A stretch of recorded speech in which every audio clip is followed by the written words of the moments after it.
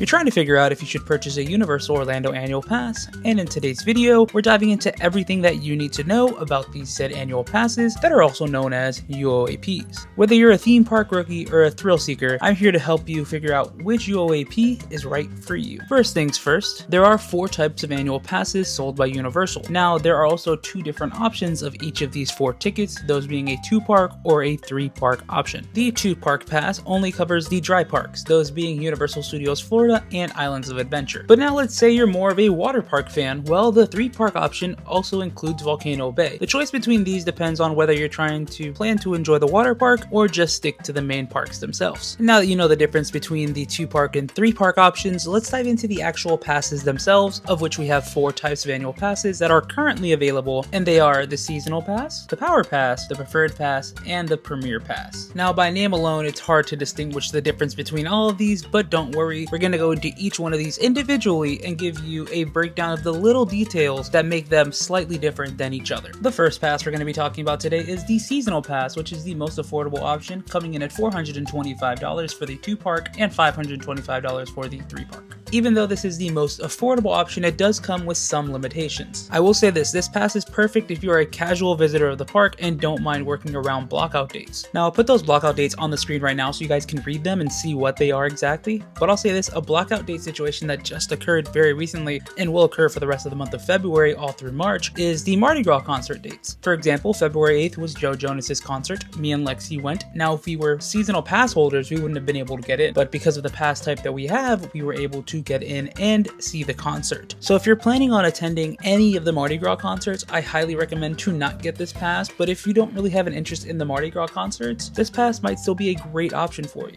And I also feel like I need to add this in here, but this is the only annual pass type that does not include a FlexPay option, which is a monthly payment plan. For the other annual passes that is available as a payment option, this one you have to either pay it in full or, well, pay it in full. There is no other way around it. There is no monthly payment plan. This one has to be paid in full. Next up, we have the Power Pass. Now, this pass does cost a little bit more than the Seasonal Pass, sitting at $475 for the 2-park option and $585 for the 3-park. There are a few major differences between the Power and Seasonal Passes, and that is that the Power Pass has the FlexPay option and also gives you 50% off of regular self-parking after your first visit, unlike the Seasonal Pass that would make you pay in full for parking every single visit to the park. But similar to the Seasonal Pass, the Power Pass has blockout dates as well. Now, there are less dates than the actual Seasonal Pass, however, you will have access to all of the Mardi Gras concerts after 5 p.m. if the concert is taking place on a blackout date. But to me, one of the downsides to this pass is that you do not get early park admission, unlike the next 2 passes that we're going to talk about right now. The first of those 2 passes is the Preferred Pass. The price for the 2-park is $630, and then the 3-park is $740. And just like I stated earlier in the video, similar to the Power Pass, you also have the option for FlexPay, meaning that you don't have to pay the whole $630 or $740 all at once. You will easily just put a down payment down online and then pay monthly for this pass. Now, I do have to state this about FlexPay options. If you do this, your pass does not start the first day you visit the park. Your pass starts the day that you start paying for this pass. So there's a difference there in if you want to do FlexPay, do it maybe the day before you go to the park or the day you go to the park. That way it's already started for that day and you know that your calendar date to renew your annual pass is the date that you're going. But if you do the FlexPay option, you're going to have to plan ahead for that. Plan accordingly. That way you know when your annual pass starts and when it ends, and so you can get the most out of your annual pass. But if you pay in full, you don't have to worry about this because your pass starts the first day that you visit the park, only if you pay in full. Remember that if you do FlexPay, it starts the day that you started to pay for it, but if you pay in full, it starts the day you go to the park. But back to the pass itself, this pass not only includes early park admission, but also has 0 blockout dates, meaning that you can go to the park any day of the year. And on every one of those visits, you have absolutely free parking, as well as 50% off prime and valet parking, making this a very popular and guest favorite annual pass. And while this may seem like a golden ticket, trust me, the next pass on the docket is a very heavy hitter. The Premier Pass is the ultimate experience for a die-hard Universal fan. As this is the highest tier pass, it is also the most expensive pass, starting in with the 2-park pass coming in at $905 and the 3-park pass coming in at $1,095. Now, while the price price itself may seem steep just taking a peek at it, but the benefits that come along with this pass are next level. For starters, just like the preferred pass, you don't have a single blockout date, meaning that you can go 365 days a year if you wanted to. Along with that, you also have free parking, just parking period, because if you wanted to do valet, prime, or self-parking, you could, as all three of these are included with the pass itself. But the fun doesn't stop there, because parking and entry every single day isn't the only thing that you receive with this pass. You also get express after 4 o'clock, meaning that if you go into the park at 3:59 and you want to go ride Velocicoaster, you can go straight into that express line right when you get back there, because if it's 3:59, by the time you walk back there, if you want to run, it's like 4:07, but if you want to walk, it's like 4:15. So take that walk, go to Velocicoaster, have a great time. Along with that express, you also have a free Halloween Horror Nights ticket that is on select nights. Now that to me sounds like a true VIP experience. And with that, those are the 4 types of passes that we have: seasonal, power, preferred, and premier. And you're sitting there and possibly wondering, yes, we have the 4 types of passes, but how do these passes differ from just a regular daytime ticket outside of just getting me into the park? Well, don't worry, I'm going to give you the extra perks of being a pass holder right now. While the 4 pass types are different and they do have their own unique things that go along with them, most of them share very similar perks, especially in 2025. As just in January alone, we had an entire month dedicated to pass holder benefits that included, but were not limited to, a special lanyard giveaway, pass holder exclusive rates on hotels, food and beverage discounts, and tons of other special offers that they did during the month of January, which of course led us to the beginning of February and Mardi Gras, which they gave us a free Mardi Gras button with Gator Jr. on it. And along with all of that, we also got a pass holder exclusive entrance that is going to be year-round at Islands of Adventure during select hours. And in the very near future, we are going to have more information on pass holder appreciation days, which means that we are going to get another UOAP night, which I went to last year and it was honestly a blast. Got to meet a bunch of characters that I've never met before. Well, I've met them before, but they were in completely different costumes. It was just a fun night, and I need more events like this from Universal, and it seems like we're getting it with the recent announcement of Volcano Bay Night, but that's a topic for another video. This is just about pass holders, and honestly, I loved pass holder appreciation days. It's honestly such a great time. We get exclusive dishes, we get discounted rates, we get exclusive places to eat in some restaurants. 9 times out of 10 Confisco, which I think is a fantastic restaurant, probably my favorite restaurant on property, but nonetheless, now you know the benefits that come with all the passes. But when it comes down to it, the choice is yours, and choosing your annual pass is truly dependent on a few factors. How often will you visit? Do you need free parking? Will you attend seasonal events like Horror Nights or Mardi Gras? And I know there's a lot of things to factor in when you're going on vacation, but I think the easiest way for me to break this down to you is if you're a local or vacationing to Orlando during a non-peak time, then the seasonal or power pass would be great for you. But let's say you have multiple trips planned throughout the year and you don't want to worry about parking, then the preferred pass will be your bread and butter. But if you want the ultimate VIP treatment, then the Premier Pass will be the way to go for you, since you get that 1 free Horror Nights ticket, express after 4, and free prime parking, which usually costs you anywhere from $50 to $60, sometimes more, depending on when you visit. And just a heads up, this whole video could possibly be irrelevant by the time Epic Universe opens, because things are going to be drastically different after the opening of this park. While Epic Universe opens in May of this year, annual passes will not be available right away as of now. However, I have a very strong feeling that by the time Halloween Horror Nights comes around in fall, Universal Orlando will most likely put these passes on sale. Now, my speculation here is that we will see a significant price increase when they do release those passes that might just mirror what we saw with Volcano Bay back in 2017. The price to upgrade from a 2-park annual pass to a 3-park annual pass started at $99, meaning that we could potentially see a very similar price increase, maybe something a little more, due to the fact that we will be going from a 3-park annual pass to a 4-park annual pass. And I wouldn't even be surprised if they do create a new pass tier just for Epic Universe in general, but who knows, we will hopefully find out some of this information soon, or maybe even not till next year. But nonetheless, as of right now, this is all the information that we have for annual passes when it comes to Universal Orlando Resort. But as for me, I plan to keep my 2-park Premier Annual Pass up until Universal Orlando puts out a pass that includes Epic Universe,